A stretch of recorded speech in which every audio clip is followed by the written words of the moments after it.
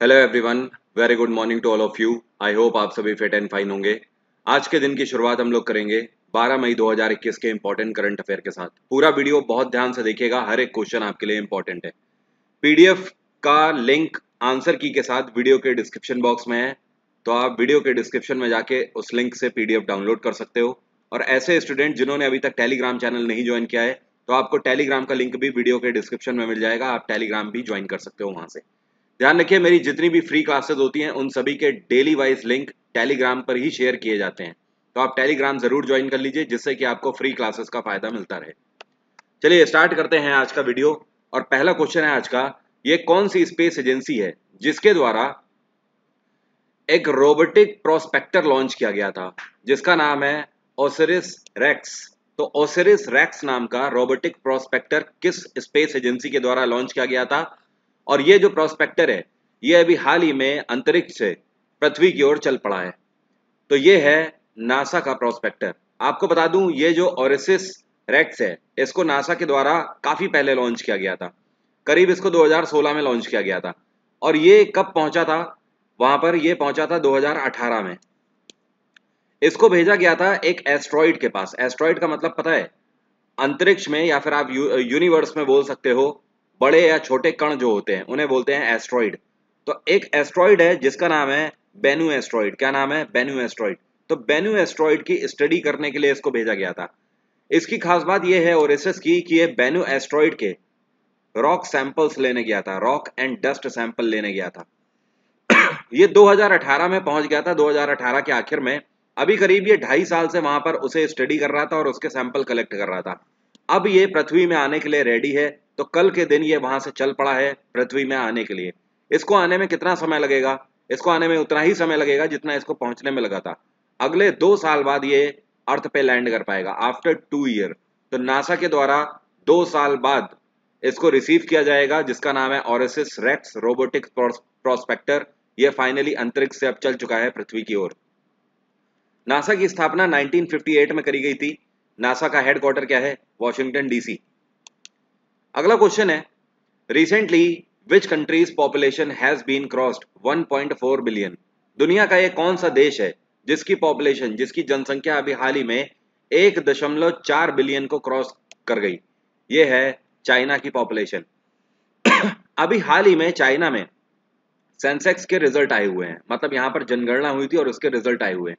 तो उसके बाद पता लगा कि चाइना में 1.4 बिलियन की आबादी क्रॉस कर गई है। वैसे अगर ऑफ रिकॉर्ड बोला जाए तो ये 1.4 बिलियन की आबादी बहुत पहले ही क्रॉस कर गई थी यहाँ पर जनसंख्या। लेकिन अभी जनसंख्या काउंटिंग यहाँ पर हुई है, सर्वे हुआ है और सेंसेक्स का रिजल्ट आया हुआ है। तो रिजल्ट के हिसाब से अब जाकर ये ऑन द रिकॉर्ड हुआ है कि चाइना की जनसंख्या हाँ सच में 1.4 बिलियन से आगे निकल गई है। बाय द वे आपको बता दूं, पिछले कुछ टाइम में हर साल कितने प्रतिशत की दर से यहाँ पर जनसंख्या बढ़ी है? तो ध्यान रखिएगा, आधे प्रतिशत आधे परसेंट के हिसाब से, 0.5% के हिसाब से इनकी जनसंख्या बढ़ी हुई है। ओके। और चाइना में शी जिनपिंग की सरकार है। यहाँ की कैपिटल क्या है? बीजिंग। इंडोनेशिया की कैपिटल है जकार्ता और इंडोनेशिया में जोको विडोडो की सरकार है। ब्राजील की कैपिटल है ब्राजीलिया, यहाँ पर जेल बोल्सोनारो की सरकार है। भारत की कैपिटल है नई दिल्ली और यहाँ पर नरेंद्र मोदी की सरकार है। अगला क्वेश्चन है, अभी आपसे कह रहा है एक पैसेज एक्सरसाइज हुई है इंडोनेशिया के साथ जो कि इंडियन नेवी ने करी है। तो हमारे कौन से आईएनएस ने पार्ट लिया है? ये हमारा कौन सा इंडियन नेवल शिप है जिसने एक पैसेज एक्सरसाइज जो कि इंडोनेशिया के साथ हुई है इसमें हिस्सा लिया? हमारे आईएनएस शारदा ने इस बार हिस्सा लिया है इसमें। ठीक है, देखो, पैसेज एक्सरसाइज किसी एक्सरसाइज का नाम नहीं है। पैसेज एक्सरसाइज हर उस एक्सरसाइज को बोला जाता है जहां पर दो देश आपस में मिलकर एक्सरसाइज कंडक्ट करते हैं। ठीक है, तो अल्टीमेटली कहने का मतलब यह है कि आपसे क्वेश्चन ऐसे पूछा जाएगा कि 2021 में भारत और इंडोनेशिया के बीच में जो नेवल पैसेज एक्सरसाइज हुई है इसमें कौन से आईएनएस ने हिस्सा लिया? भारत की तरफ से आईएनएस शारदा ने हिस्सा लिया और भारत की तरफ से चेतक हेलीकॉप्टर्स भी थे इसमें हिस्सा लेने के लिए। लेकिन अगर आपसे पूछा जाए इंडोनेशिया की तरफ से कौन से शिप ने पार्ट लिया, तो ध्यान रखिएगा इनके शिप का नाम है KRI सुल्तान हसनुद्दीन। क्या नाम है? KRI सुल्तान हसनुद्दीन। तो सुल्तान हसनुद्दीन ने इंडोनेशिया की तरफ से हिस्सा लिया, भारत की तरफ से आईएनएस शारदा ने हिस्सा लिया। इसका वेन्यू क्या था? इसका वेन्यू था अरेबियन सी। अरब सागर में इसको कंडक्ट किया गया, साउथ अरेबियन सी। और इंडोनेशिया में जोको विडोडो की सरकार है, ध्यान रखिएगा। हमारे एडमिरल कौन है? ये है करमवीर सिंह। अगला क्वेश्चन है, अभी हाल ही में 2021 का Madrid open men's single title किसने जीता है? कल के करंट अफेयर में मैंने आपको बताया था 2021 के Madrid open women single title को किसने जीता है। तो आपका आंसर क्या था? मैंने बताया था आपको विमेन सिंगल टाइटल जीता है, इनका नाम है आरेना साबालेंका। क्या नाम है? Arena Sabalenka. ये कहाँ की खिलाड़ी हैं? ये बेलारूस की खिलाड़ी हैं। उसी तरीके से अगर बात किया जाए men single title Madrid open का किसने जीता, तो इनका नाम है एलेक्जेंडर ज़ेवरेव। क्या नाम है? Alexander Zverev. एलेक्जेंडर ज़ेवरेव कहाँ से बिलोंग करते हैं? ये जर्मनी के खिलाड़ी हैं और इन्होंने मैड्रिड ओपन में फाइनल राउंड में किसको हराया? इन्होंने मैटियो बेरेतिनी को हराया। किसको? मैटियो बेरेतिनी को इन्होंने डिफीट किया। मैटियो कहाँ से बिलोंग करते हैं? ये इटली के खिलाड़ी हैं। डोमिनिक थीम कहाँ के खिलाड़ी हैं? ये ऑस्ट्रिया के खिलाड़ी हैं। और रोजर फेडरर ये स्विट्जरलैंड के खिलाड़ी हैं। माफी चाहता हूं कफिंग के लिए, तबीयत ठीक नहीं है थोड़ी आज। अगला क्वेश्चन है, United States has given which covid vaccine approval for emergency use in the age group of 12 to 15 year. आपसे कह रहा है अमेरिका के द्वारा अभी हाल ही में ये कौन सा कोविड वैक्सीन है जिसको अप्रूवल दे दिया गया है कि अमेरिका के अंदर 12 से लेकर 15 साल तक के बीच के जो बच्चे हैं उनको यही वैक्सीन लगाया जाएगा कोविड पेंडेमिक के तहत। तो अमेरिका के द्वारा 12 से 15 साल के बच्चों के लिए अप्रूवल दिया गया है पी फाइजर को। किसको? पी फाइजर को। और पी फाइजर का जो वैक्सीन है इसका नाम क्या है? इसका नाम है बायो एनटेक। क्या नाम है? Bio NTech. P Pfizer basically एक कंपनी है और इनका वैक्सीन है बायो एनटेक। तो पी फाइजर कंपनी को अप्रूवल दे दिया है, ये अमेरिका के अंदर 12 से लेकर 15 साल तक के बच्चों को वैक्सीनेट करेंगे। पी फाइजर की बात करें तो इसका हेडक्वार्टर है न्यूयॉर्क। इसकी स्थापना 1849 में करी गई थी, 1849 में। और इस टाइम पे इसके सीईओ कौन है? इनका नाम है एल्बर्ट बोर्ला। एल्बर्ट बोर्ला। और यूएस में किसकी सरकार है? जे बिडेन की सरकार चल रही है इस टाइम पे यूएस में। आप सभी के लिए एक बहुत बड़ा अनाउंसमेंट है। हालांकि अनअकैडमी पर ऐसे ऑफर आते नहीं है, लेकिन अनाउंसमेंट ये है कि पहली बार ऐसा हुआ है कि अनअकैडमी पर अगर आप कम से कम 1 साल का सब्सक्रिप्शन लेते हो तो अभी तक एक ऑफर तो चल रहा है था कि आपको 2 महीने का फ्री सब्सक्रिप्शन मिलेगा।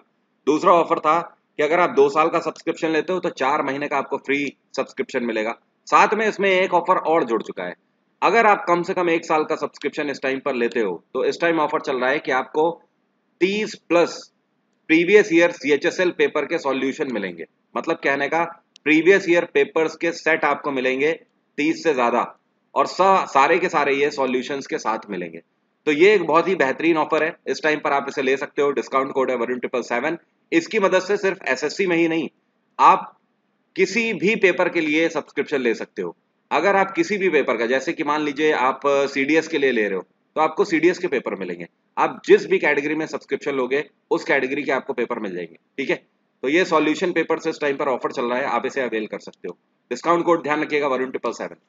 अगला क्वेश्चन है, एक किताब न्यूज में चल रही है, इस किताब का नाम है एलिफेंट। ये एलिफेंट की नाम की किताब जो है ये किसके द्वारा लिखी गई है? इसके ऑथर कौन है? एलिफेंट के ऑथर, इनका नाम आपके सामने लिखा हुआ है। इनका नाम है पाउल पिकरिंग। क्या नाम है? पाउल। ये कहाँ के राइटर हैं? ये ब्रिटेन के राइटर हैं, ध्यान रखिएगा। क्या नाम है? पाउल पिकरिंग। अब देखिए ये जो किताब है, इन्होंने अपनी किताब का नाम एलिफेंट ही क्यों रख दिया भाई? ऐसा क्या था? इन्होंने बताया इनका एक स्टेटमेंट दिया हुआ है, इनका कहना है I am my voice. I am my voice, मैं मेरी आवाज हूं। ठीक है, और इनका कहना है my voice is big as elephant. मैं मेरी आवाज हूं और मेरी आवाज हाथी की तरह विशालकाय है, जितना बड़ा हाथी उतनी मेरी आवाज। तो ये पाउल पिकरिंग की किताब है जो कि अभी इस टाइम पर मार्केट में काफी चर्चा में चल रही है, जिसका नाम है एलिफेंट। ध्यान रखिएगा, इस तरीके की बुक्स पूछने की पूरी उम्मीद रहती है एसएससी में। पाउल पिकरिंग नाम मत भूलिएगा, ब्रिटेन से बिलोंग करते हैं। अगला क्वेश्चन आपसे कह रहा है, अभी हाल ही में हम लोगों ने मनाया, पूरे वर्ल्ड में इसको मनाया गया इस दिन को, जिसका नाम है time of remembrance and reconciliation for those who lost their lives during the second world war in 2021। इस बार जो 2021 में हम लोगों ने ये दिन मनाया है इसका कौन सा एडिशन मनाया गया है? ये दिवस बेसिकली मनाया जाता है उनके लिए जो कि सेकेंड वर्ल्ड वॉर में मारे गए थे। सेकेंड वर्ल्ड वॉर में जो जो लोग भी शहीद हुए थे वॉर के दौरान, उन सभी को याद किया जाता है बेसिकली इस दिन। तो इस बार हम लोगों ने कौन सा एडिशन बनाया? इस बार इसका 76वां संस्करण बनाया गया, 76 एडिशन। कब से कब तक मनाया था? 8 से लेकर 9 मई तक 2 दिन का ये इवेंट मनाया गया। कहाँ से? यूनाइटेड नेशंस की तरफ से। हर साल इस दिन को 2 दिन के लिए कम से कम मनाया जाता है। अगला क्वेश्चन है, which is the first state to launch online flood reporting system?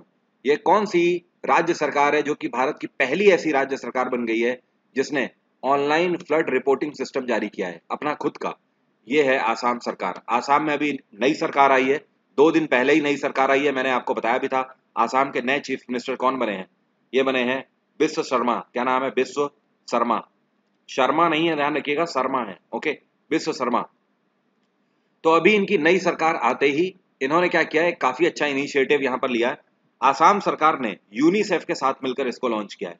इन्होंने एक एप्लीकेशन लॉन्च किया है। इस एप्लीकेशन की मदद से आपको पहले से ही पता लग जाएगा कि कब फ्लड आने वाला है। जब भी बाढ़ आने वाली होगी, वो मौसम की जानकारी वो एप्लीकेशन आपको पहले ही दे देगा, ताकि आप अपने अपने एरियाज पर्टिकुलर टाइम से पहले छोड़ सके।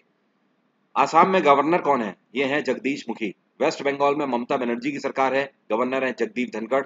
उड़ीसा में नवीन पटनायक की सरकार है, गवर्नर है यहाँ पर गणेशी लाल। मध्य प्रदेश में शिवराज सिंह चौहान की सरकार है और गवर्नर है आनंदीबेन पटेल।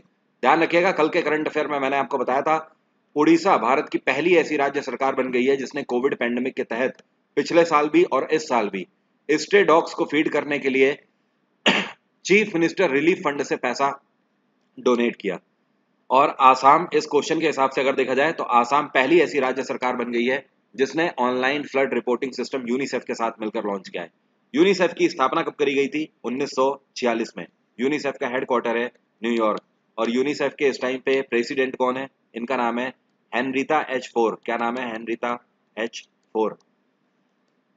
ये आसाम के लिए काफी जरूरी है, क्योंकि आप लोगों को याद होगा आज से करीब 2 साल पहले आसाम में जब फ्लड आया था, तो उस टाइम पर जो आसाम का सबसे मेन नेशनल पार्क है जिसको बोलते हैं काजीरंगा नेशनल पार्क, वो करीब 70% डूब गया था।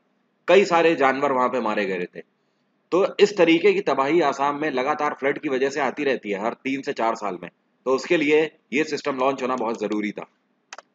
अगला क्वेश्चन है, ये कौन सी कंपनी है जिसने अभी हाल ही में 15 million US dollar Covid relief के लिए डोनेट किए हैं? ये कंपनी है ट्विटर। और ट्विटर किसकी कंपनी है? ये जैक डॉर्सी की कंपनी है। ट्विटर की स्थापना 2006 में करी गई थी। इसका हेडक्वार्टर है कैलिफोर्निया और ट्विटर के CEO है जैक डॉर्सी। अब सवाल ये उठता है कि ट्विटर ने ये पैसा कहाँ पर डोनेट किया है? देखो, ये जो 15 मिलियन इन्होंने डोनेट किया है, इसको इन्होंने 3 हिस्सों में डोनेट किया है। इसका जो पहला हिस्सा है वो है 10 मिलियन का। अब ये जो 10 मिलियन इन्होंने दिए हैं, ये कहां पर दिए हैं? इस ऑर्गेनाइजेशन का नाम है केयर इंटरनेशनल। क्या नाम है? Care international. ये एक नॉन प्रॉफिट ऑर्गेनाइजेशन है जो कि पूरी दुनिया के लिए बेहतर कार्य करते हैं। इसके बाद बचे हुए 5 मिलियन में से 2.5 मिलियन इन्होंने 2 जगह पर दिए हुए हैं। पहले ये जो 2.5 मिलियन है, ये इन्होंने दिए हैं एड इंडिया में। कहां पर? एड इंडिया में, भारत के लिए दिए हुए हैं। ये ऑर्गेनाइजेशन भारत में डिजास्टर के टाइम पे काम करती है। और ये जो 2.5 मिलियन इन्होंने बचे हुए दिए हैं, ये सेवा इंटरनेशनल यूएसए में दिए हुए हैं। यूएस की एक संस्था है जिसका नाम है सेवा इंटरनेशनल। ये भी इसी तरीके का काम करते हैं एनजीओ की तरह। तो आप ध्यान रखना, 10 मिलियन इन्होंने केयर इंटरनेशनल में दिए हैं अमेरिका की। माफ करिएगा, ये जो केयर इंटरनेशनल है इसका हेडक्वार्टर है जेनेवा, स्विट्जरलैंड का। और ये जो 2.5 मिलियन दिए हैं, ये इन्होंने इंडिया की non profit organisation Aid India को दिए हैं। और बाकी के 2.5 मिलियन इन्होंने दिए हैं अमेरिका की सेवा इंटरनेशनल यूएसए को। बाय द वे, फेसबुक की स्थापना 2004 में करी गई थी। गूगल की स्थापना 1998 में करी गई है। माइक्रोसॉफ्ट की स्थापना 1975 में करी गई है।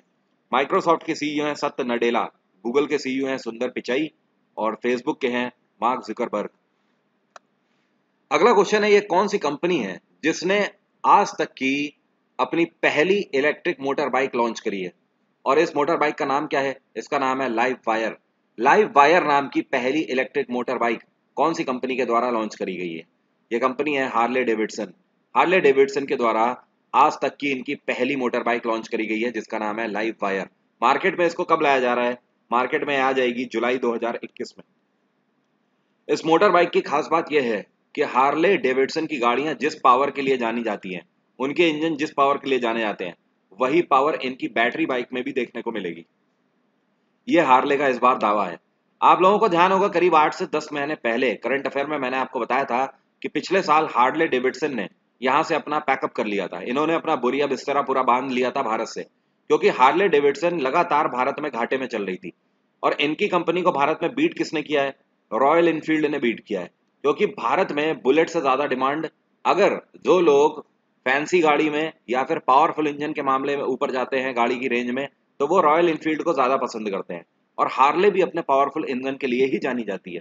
तो इस वजह से यहाँ पर भारतीय बाजार में हार्ले अपना यहाँ पर कदम नहीं जमा पाई, ये अपना फ्रेम यहाँ पर सेट नहीं कर पाए, जिसकी वजह से पिछले साल यहाँ से पैकअप कर चुके थे। लेकिन लास्ट मंथ में दिसंबर के महीने में इन्होंने एक बार फिर से प्लान बनाया और सोचा कि भारतीय मार्केट में एक बार फिर से निवेश करते हैं। तो जनवरी 2021 से ये फिर से एक बार भारतीय बाजार में कार्य करने लगे।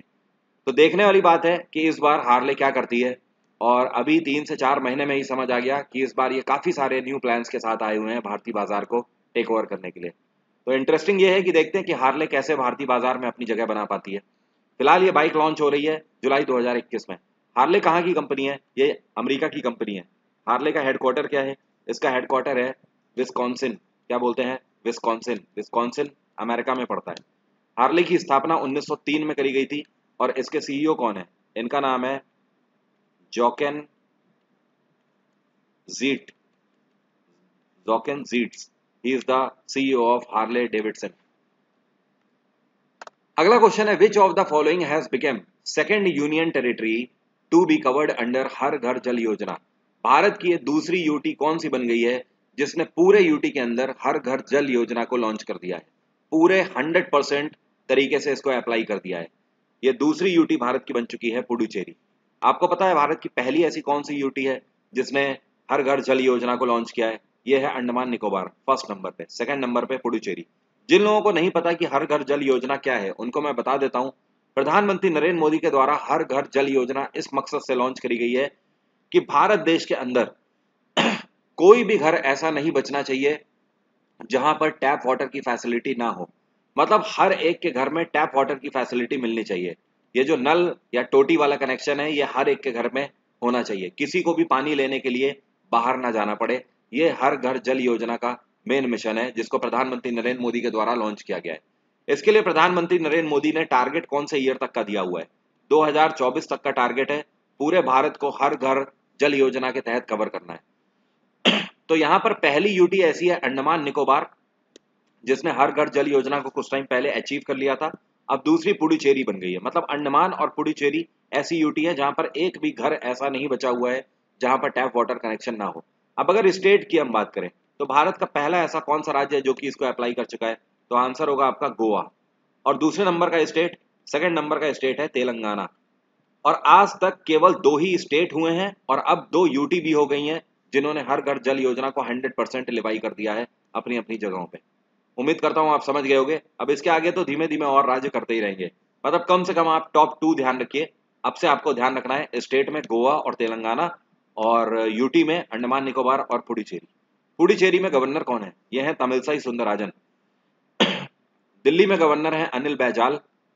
अंडमान में गवर्नर डीके जोशी हैं और चंडीगढ़ में है वीपी बदनोर। अगला क्वेश्चन है, अभी हाल ही में आपसे कह रहा है मियां का बाड़ा नाम का ये जो रेलवे स्टेशन है, इसका नाम बदल दिया गया है। मियां का बाड़ा रेलवे स्टेशन का नाम बदलकर क्या नाम इसका रख दिया गया है? इसका नाम रख दिया गया है महेश नगर। मियां का बाड़ा रेलवे स्टेशन राजस्थान में पड़ता है और राजस्थान के अंदर जोधपुर में पड़ता है मियां का बाड़ा रेलवे स्टेशन। इसका नाम आपको पता है 2018 में ही पहली बार बदल दिया गया था। लेकिन उसके बाद यहाँ पे ये जो पर्टिकुलर एरिया है, यहाँ पर मुस्लिम पॉपुलेशन ज्यादा है, तो उन मुस्लिम पॉपुलेशंस के द्वारा इसकी शिकायत करी गई और उनका कहना था कि उनको मैट्रिमोनियल साइट्स में या फिर मैट्रिमोनियल से जुड़े हुए मामलों में काफी समस्या का सामना करना पड़ रहा है। ये जो मियां का बाड़ा हॉल्ट है, ये एक तरीके से उनके इस पर्टिकुलर प्लेस को ऑथेंटिक बनाता है। ठीक है, तो ये उनका कहना था। तो उस टाइम पर काफी नाराज भी थे, वहां का मुस्लिम समाज काफी नाराज था, इसका विरोध भी कर रहा था। इस वजह से इसको स्टे कर दिया गया था फिलहाल के लिए। लेकिन अब फाइनली 2021 में, अभी हाल ही में इसको फाइनली चेंज कर दिया गया। अब ये चेंज हो चुका है। अब मियां का बाड़ा रेलवे स्टेशन इसका नाम नहीं होगा, इसका नाम होगा महेश नगर। ध्यान रखिएगा, ठीक है। और ध्यान रखिएगा, आज सुबह 10:30 बजे, आज 12 तारीख है ना, सभी के लिए फ्री ऑफ कॉस्ट क्लास है। जैसे कि मैंने कल करंट अफेयर की स्पेशल क्लास ली थी, उसी तरीके से आज भी अनअकैडमी पर करंट अफेयर की स्पेशल क्लास है, जिसमें मैं आपको फरवरी महीने के करंट अफेयर रिवाइज करा रहा हूँ, फरवरी 2021 के। तो जहां तक कल करंट अफेयर हो गए थे, उसी के आगे आज हम लोग बढ़ेंगे। तो आप लोग इस क्लास को जरूर ज्वाइन करिएगा। इस क्लास का लिंक भी वीडियो के डिस्क्रिप्शन में है, वहां से सीधे आ जाइएगा सुबह 10:30 बजे मुझसे मिलने। सुबह 10:30 से 11:30 ये सभी के लिए फ्री ऑफ कॉस्ट क्लास है। अगर क्लास में आपसे लिंक कोड मांगता है तो ध्यान रखिएगा, आप डाल दीजिएगा वरुण 777, आपकी क्लास खुल जाएगी। Bye, take care, have a nice day, अपना ख्याल रखिए। आज की बात यहीं तक, आपका दिन मंगलमय हो।